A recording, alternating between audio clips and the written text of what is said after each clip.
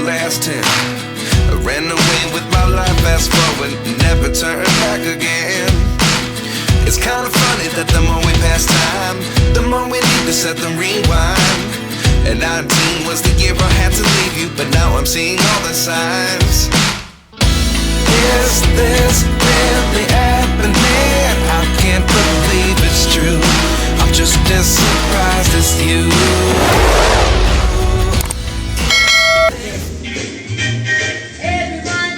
Ayo! Saan tayo pupunta? Mamamasyal kami dito sa Isabela. Tada tayo ng Quirino. Sa Quirino Province. Sa probinsya ng Quirino. Daw. Yun pa lang yung unang balak. Pero tingnan natin kung matutuloy tayo doon. Magandang araw mga kabiyeheros. Ngayon ay isang espesyal na araw para sa amin dahil sasama kayo sa aming family trip papuntang Nagtipunan sa probinsya ng Quirino. Isang simpleng biyahe pero puno ng saya, kwentuhan at sama-samang alaala. Tara, sabay-sabay natin itong simulan. Habang nasa biyahe kami ay maririnig ang tawanan, kwento at kulitan ng buong pamilya. Kahit medyo mahaba ang daan, hindi namin naramdaman ang pagod dahil mas mahalaga ang oras na magkakasama kaming lahat.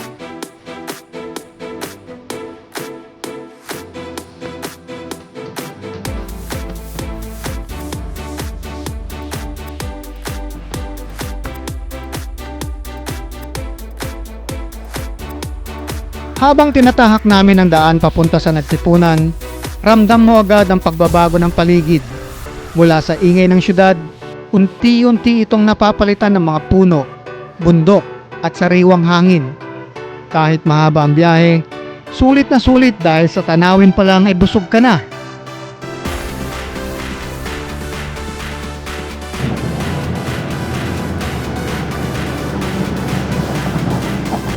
Kasi masih kata penting kasi nanti ka mag-big no start. Mamasanay ka kaya. Oo. Dami siguro wifi that time. Mga nakadaan sa ating ating converts. At dan daw wifi ni aja nga wire nga babasit ko wifi na kita ni. Aja day pino kita. Internet.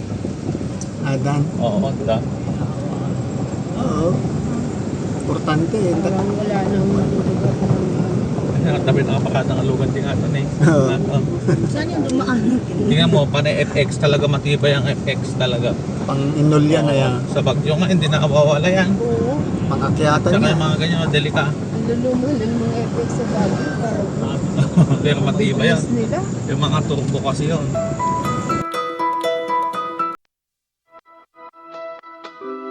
Sa hilagang bahagi ng lalawigan ng Quirino ay matatagpuan ang bayan ng Nagtipunan.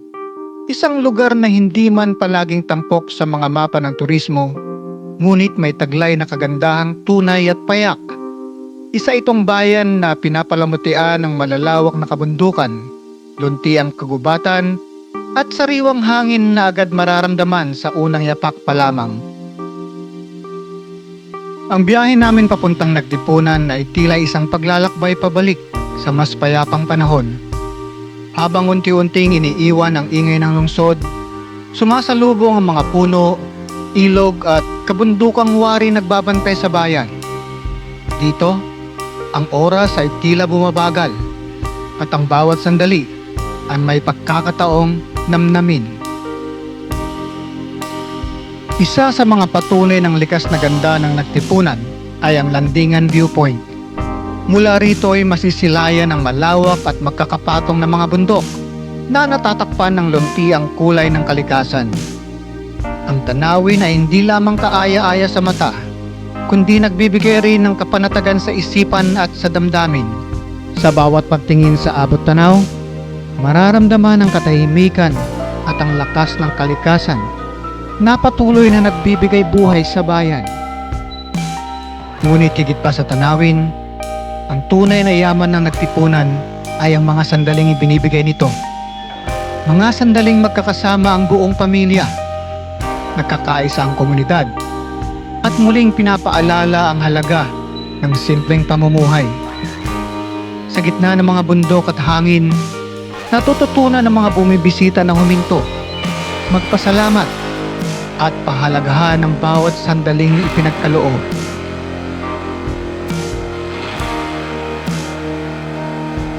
Ang Nagtipunan Quirino ay hindi lamang isang destinasyon. Isa itong paalala na sa katahimikan ng kalikasan ay mas malinaw nating nakikita ang tunay na kahulugan ng pahinga, pagkakaisa, at pagpapahalaga sa buhay.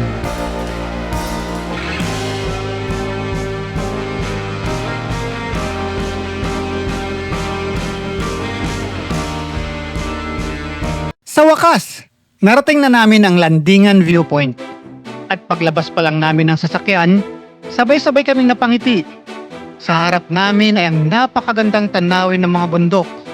Malawak, tahimik at nakaka-relax. Grabe, sa unang tingin pa lang, mapapahinto ka talaga. Makikita mo ang malalawak na bundok, lunti ang kagubatan, at parang walang katapusang horizon.